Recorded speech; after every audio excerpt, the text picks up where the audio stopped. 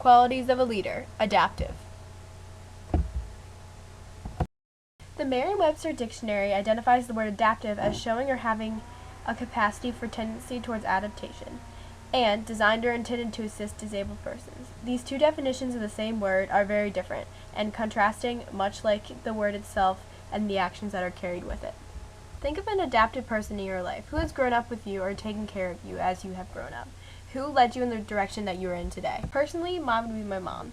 She's the one person in my life who has shown me where to go and evolved how she led me as I grew up.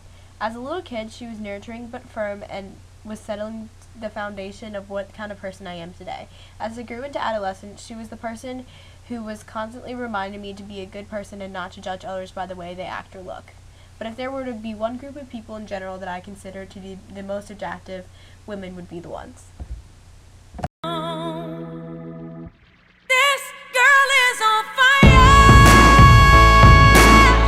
One could prove my point by solely looking at the first ladies our country has had.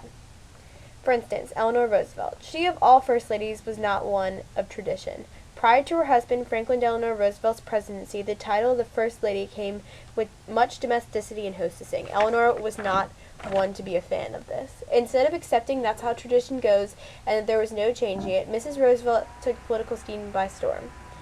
She, instead of prior first ladies who condoned themselves to the House, went out and spoke in countless venues about then controversial topics such as civil rights of African Americans and Japanese Americans and women in the workplace.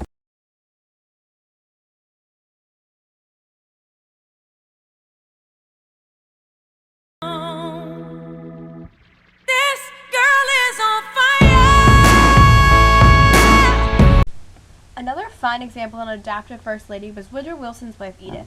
In October of 1919, Woodrow Wilson suffered a major stroke. During the rest of Wilson's presidency, Edith continued to act and to take on the challenges of First Lady, but also had to be a stand-in president. Traditionally, if the president is not fit to complete the duties of his presidency, then the vice president steps in. Not in this case. Edith was totally opposed to having Vice President Thomas R. Marshall assume the powers, so she made the executive decision on her husband's behalf.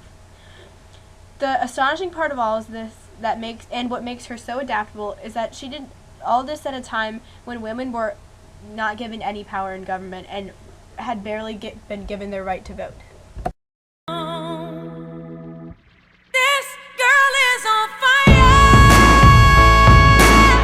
Final of the countless adaptive First Ladies was Mrs. Jacqueline Kennedy. She was one of the most diplomatic and worldly First Ladies. It can be argued that on the surface she appeared to be nothing more than a fashion icon, but Kennedy was much more.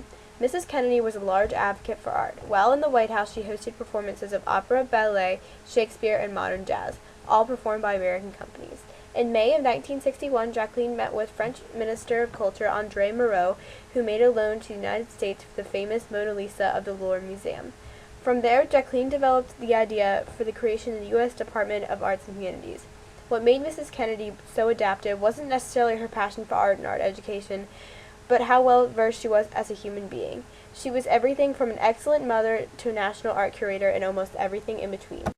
From guiding a child in the right direction to running a country in secrecy, a leader must be able to adapt to the severity of a task, how they handle it, and how to overcome adversity.